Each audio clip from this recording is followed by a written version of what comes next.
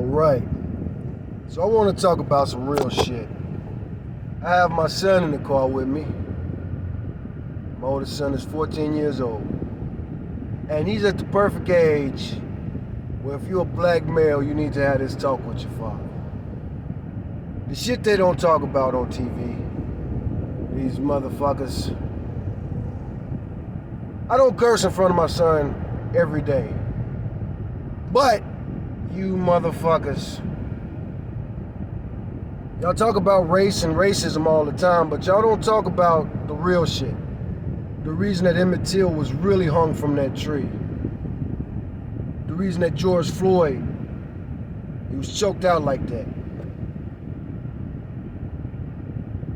We can't say why every brother was killed over some bullshit, but some of that shit we know is real, man.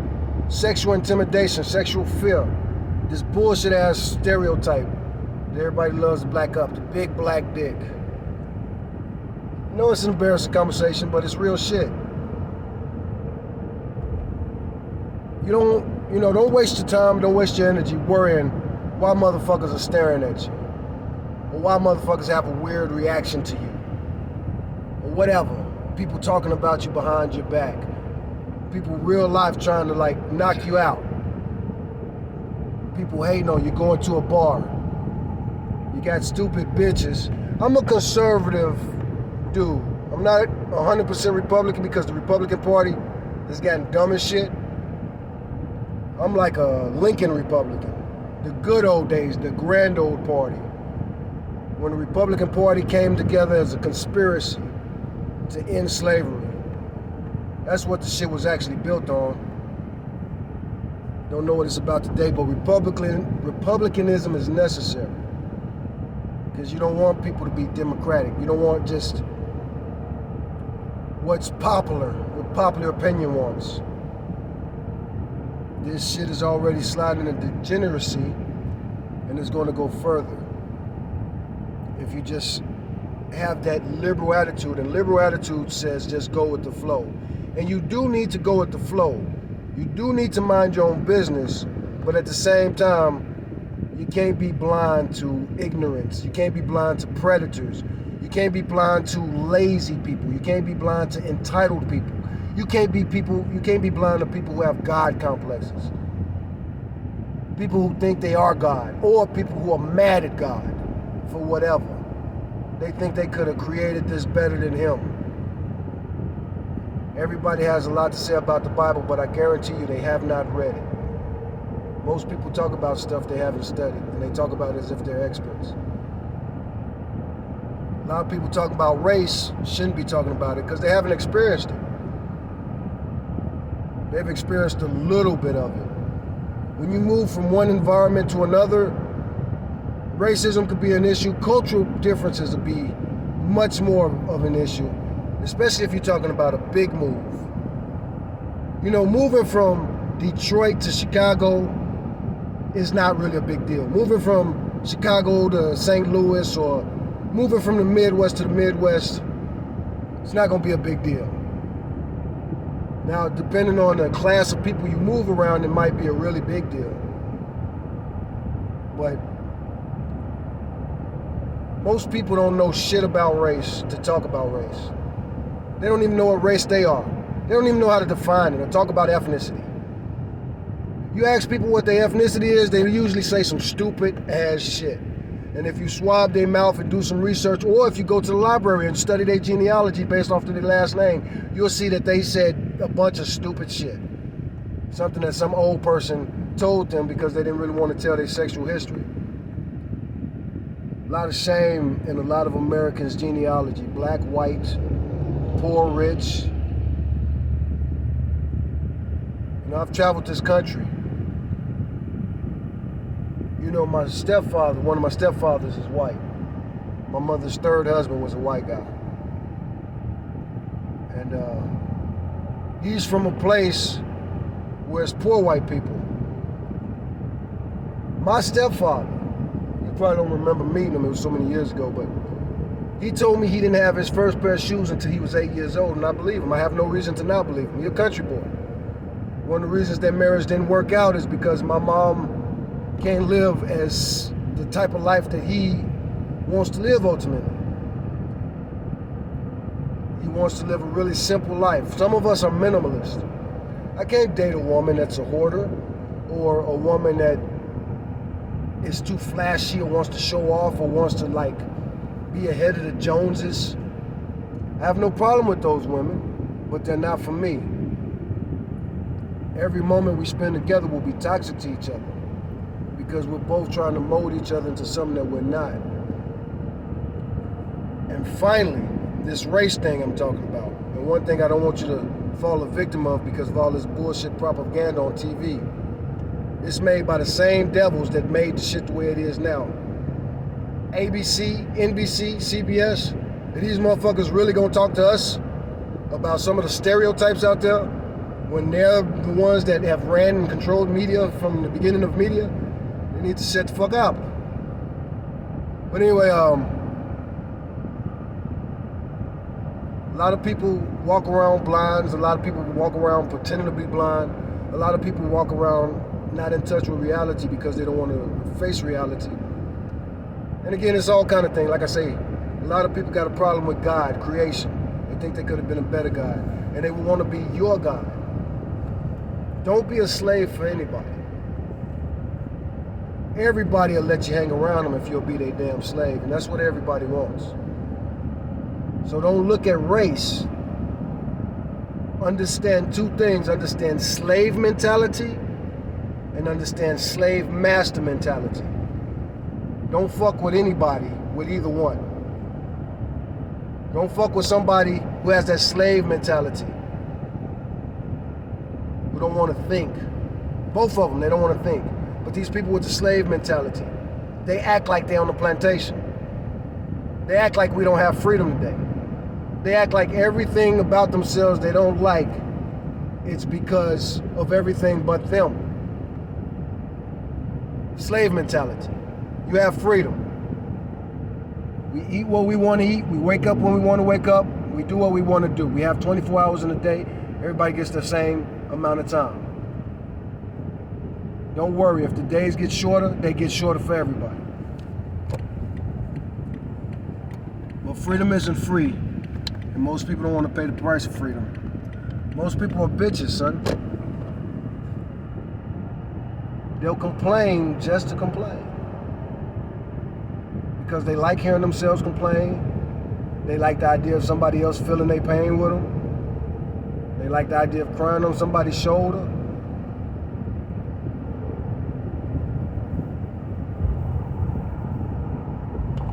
They like pity parties. And that's the problem with a lot of women. Everything in life is a gift and a curse.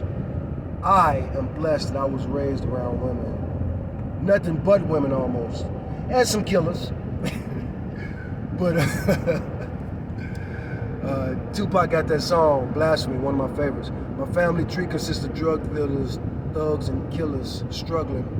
Known for hustling, screaming, fuck your feelings. I got advice from my father. All he told me was this, nigga. Get off your head, get off your ass if you plan to be rich. There's 10 rules to this game, but I'll share with you too. No, niggas are gonna hate you for whatever you do. Rule 1, get your cash on, that's MOB, that's money over bitches because they breed envy. Rule 2 is a hard one, watch for phonies. Keep your enemies close, nigga, watch your homies. It seemed a little unimportant when he told me I smiled. Picture jewels being handed to an innocent child. There's 10 rules to this. Anyway, I'm gonna get lost. I don't have the beat going with me and I'm not saying it the way he rapped it. But it's so funny. There's some stupid cocksucking motherfucking rappers out there who say Tupac isn't lyrical. Those lyrics I just said, those contain what's called like a quadruple entendre. At least. Every last lyric right there meant at least 4 different things. But most people have not read the Bible, or they haven't read a lot of things that Tupac read. And they're clueless. So they can't interpret, you know what I'm saying? You know what a double entendre is, right? In rap. Like, let me do that song again. My family tree consists of drug dealers, thugs, and killers hustling. Anyway, I don't really know exactly what it is. I'm driving. I can't really think of the lyrics like that. But so the song is called Blasphemy. It's on an album called Machiavelli. No, it's on it's on an album that Tupac changed his name to Machiavelli on. So there's an album by an artist named Machiavelli. This album is called The Don Killuminati, The 7-Day Theory. And on this album, he's on the cross. He's crucified on the cross. And there's a lot of visual symbology on that cover. Now again, the song is named Blasphemy. So automatically, every single line in that song has to do with blasphemy. Blasphemy is the unforgivable sin of the Bible. That's like Bible 101. Blasphemy is also the one thing that Yeshua, aka Jesus, said was an unforgivable sin. Now that is very complicated, and that has been debated for thousands of years. And Tupac was very deep into that debate. Now let's get into it. Blasphemy is speaking ill of the Holy Ghost. And again, that's very, very complicated. What does that really mean? And that is very, very debated.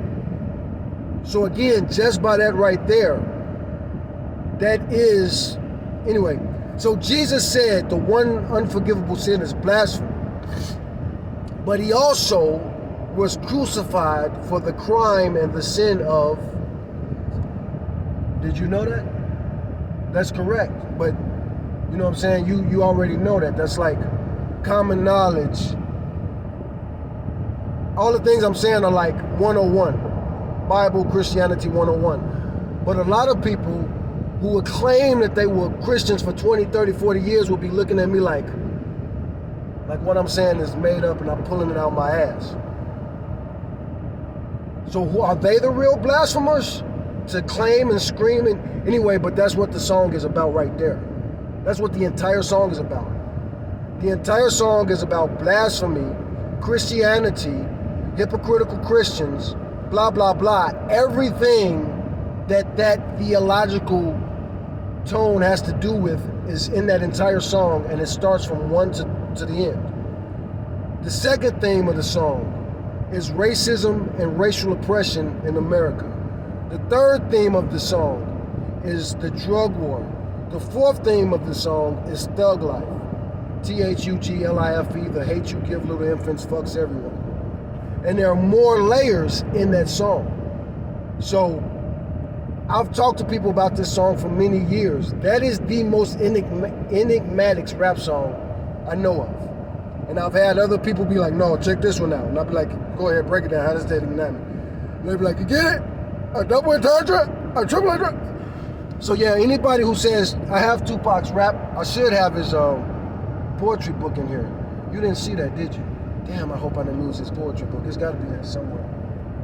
If I lost that poetry book, it's just a book. It can't be replaced, but I was gonna say I wouldn't be surprised if it's super handy, but I got books all over the place.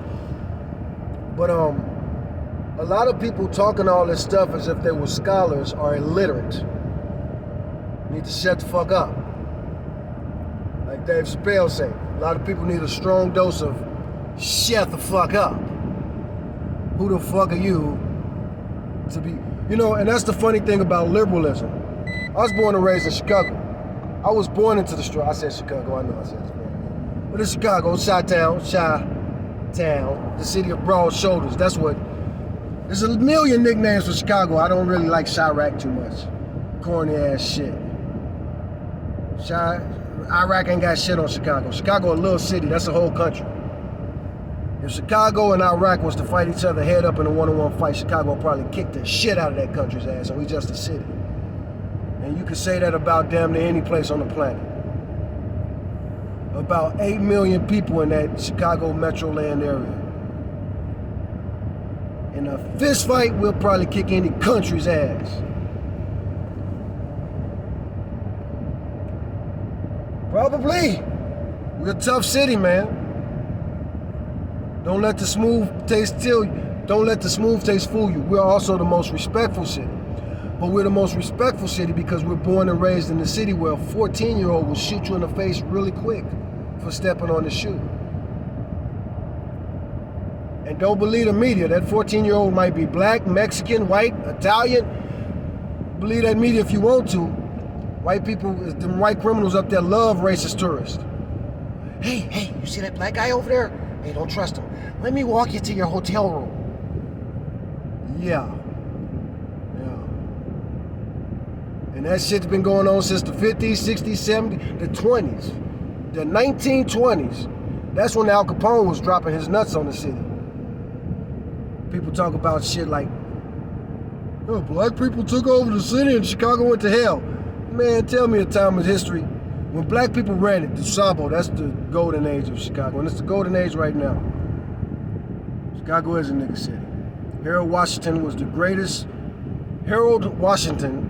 greatest mayor in the history of America.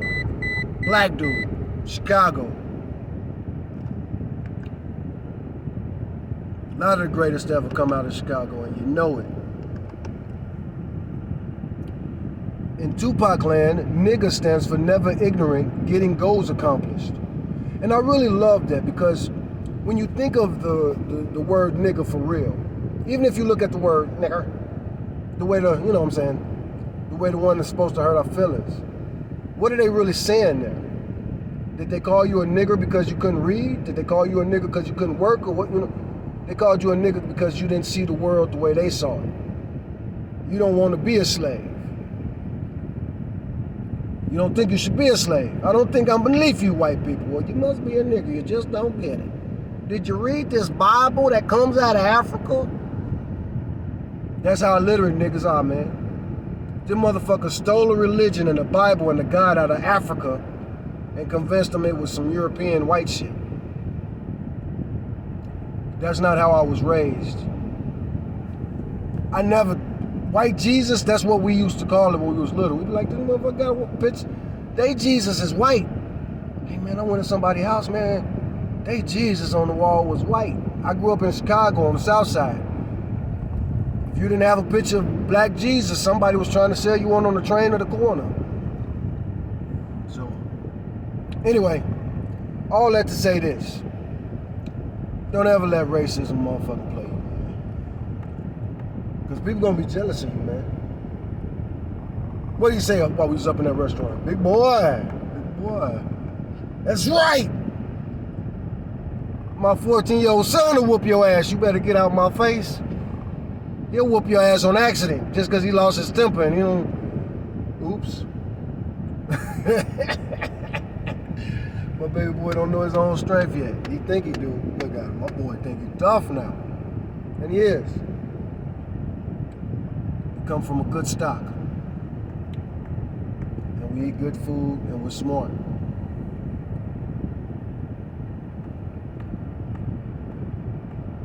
Anyway, why'd I start recording? What did I told you I was gonna tell you, right? Yeah. A lot of motherfuckers that's racist, they ain't really racist. They jealous. It's like that get out shit.